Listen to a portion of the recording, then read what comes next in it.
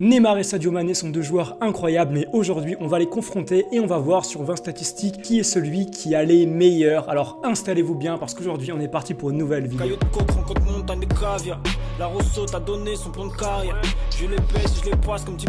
On commence donc avec les duels aériens gagnés. Et ce qui est super intéressant, c'est que Neymar et Mané font tous les deux 1m75, du coup même taille et également pratiquement le même poids, 69 à 68 kg pour les deux, c'est vraiment les mêmes corpulences. Pour autant c'est assez étonnant parce que Mané est 12 fois meilleur en duel aérien que Neymar. Il remporte 1,2 duels en moyenne par match, alors que Neymar il y a seulement 0,1, soit un duel aérien remporté tous les 10 matchs. C'est étonnant parce que c'est que Neymar, il joue peu de la tête, mais pour autant quand il joue de la tête, il est bon. On se rappelle du but contre Dortmund et de quelques autres buts, il a pu marquer de la tête. Après on sait que faire des têtes trop brutales, ça peut nuire au cerveau. Il y a des études qui l'ont démontré, donc peut-être que Neymar est au courant et essaie d'éviter de faire des têtes. Dans tous les cas, premier point pour Mané. Deuxième point, les tacles. Oui, on démarre par les stats défensives, on terminera par le plus croustillant après. Et en tacle, encore une fois, eh bien c'est Mané. Mané fait 1,4 tacles par match, alors que Neymar en fait seulement 1. Pour autant, depuis le début de la saison, Neymar est beaucoup plus impliqué défensivement, parce que oui, toutes les stats que je prends durant cette vidéo sont les stats de la saison 2019-2020, toutes compétitions confondues. Et malgré un Neymar plus impliqué défensivement, et bah il fait qu'un tacle par match, moins que Mané. Encore un nouveau point pour Mané. Et c'est pas fini parce que les interceptions, Neymar en fait 0,3 par match, c'est beaucoup plus que les autres saisons. Mais ça suffit pas parce que Mané, encore une fois, en fait légèrement plus avec 0,4.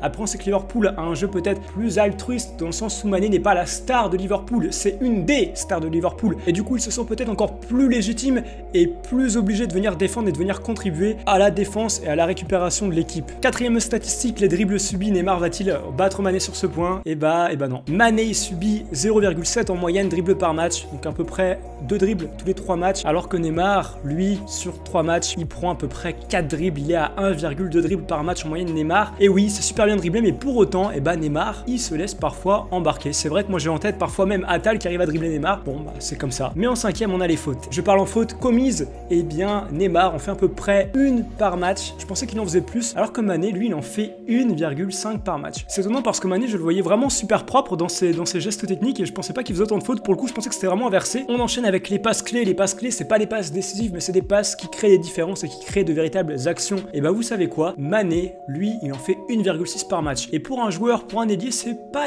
énorme. Mané pourrait en faire plus. Je pensais qu'il en faisait plus, alors que Neymar, lui, bah, il est à 2,6. Je pensais également que Neymar en faisait plus, mais c'est déjà pas mal, 2,6 passes clés par match. Neymar remporte donc ce point. Tout à l'heure, on parlait des fautes commises. Maintenant, on parle des fautes subies. Alors là, on le sait, il n'y a pas grande surprise. Neymar, il subit près de 4 fautes par match. C'est énorme. C'est dans les records en Europe. Il y a très peu de personnes qui en subissent autant. Alors que Mané, il en subit également pas mal, mais beaucoup moins. Il a seulement 1,4 fautes subies.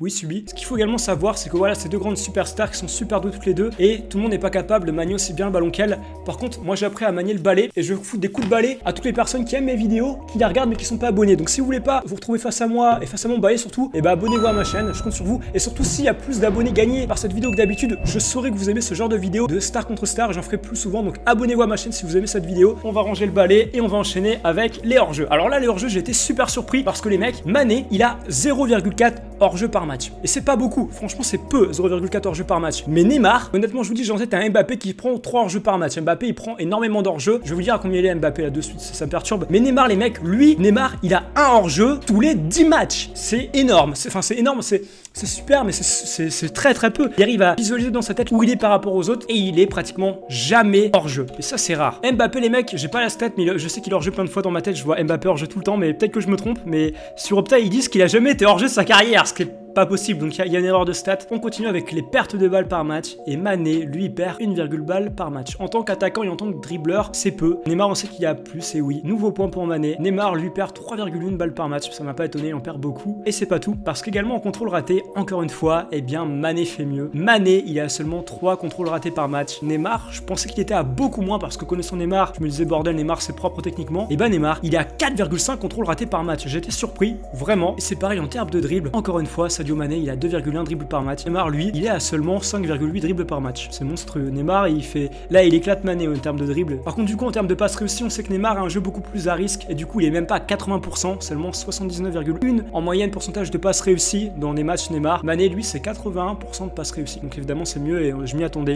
évidemment et je pense que vous aussi. Et là, les mecs, on va rentrer dans le plus croustillant et on peut voir que pour le moment, c'est très serré. On va voir les notes globales Opta. En gros, Opta donne une note à chaque match de chaque joueur en termes de performance et Et sur l'ensemble de la saison, Mané, il est à 7,45. C'est pas mal, mais je pensais qu'il était à mieux. C'est peut-être pas la meilleure saison de Sadio Mané, c'est vrai. Et Neymar, lui, il est à plus d'1 point de plus parce qu'il a 8,51 et c'est énorme. Neymar, il fait une très bonne saison pour le moment. C'est vrai que 8,51, très peu ont ça, très peu. Par contre, celui qui réussit le plus de passes décisives en moyenne par match, et bien encore une fois, c'est Neymar. Neymar fait en moyenne 0,29 passes D par match. Ça fait à peu près une passe D tous les 3-4 matchs. Alors que Mané, lui, il est à seulement une passe D tous les 5 matchs. 0,20 passes D en moyenne par match, c'est beaucoup moins. Et encore une fois, Neymar va mieux faire en termes de buts marqués parce que lui, il marque un but toutes les 106 minutes. Alors que Mané, c'est vraiment pas sa meilleure saison. Hein. Seulement un but tous les 170 matchs. Mané, super joueur, mais c'est vrai que cette saison, il est pas. Voilà, il est bon, mais il peut mieux faire. Avant de voir qui est celui qui a marqué le plus de points, 4 stats qu'on peut pas vraiment classer parce que c'est trop compliqué. On va parler des centres, des longs ballons, de la profondeur et des tirs. Et on peut voir que dans tous les cas, Neymar fait plus de centres, il fait plus de longs ballons. Il cherche également beaucoup plus la profondeur et il tire beaucoup plus. Je vous mets la stat de le tableur à l'écran et c'est vraiment significatif. Neymar, on peut parfois dire qu'il est perso, mais c'est vrai qu'il fait quand même énormément de passes, que ce soit en profondeur, côté centre. Il est assez altruiste à ce niveau-là, mais c'est vrai qu'il a quand même peut-être beaucoup plus de ballons. Je peux également vous dire que Sadio Mané a pris 6 cartons jaunes, alors que Neymar en a pris seulement 5. Par contre, cette saison, Neymar a pris un carton rouge. Et enfin, dernière stat que je peux pas classer, mais qui est super intéressante quand même, c'est le nombre de fois où les joueurs ont été hommes du match. Et bah, Sadio Mané, lui, il a été 7 fois sur 40 matchs, ça fait à peu près une fois tous les 5 matchs, alors que Neymar, lui, il a été homme de match 9 fois, donc c'est un peu plus que Mané, sur seulement 27 matchs, donc un match sur 3. Voilà, maintenant qu'on a tout fait, celui qui a remporté le plus de statistiques, et bien c'est Neymar. 8 stats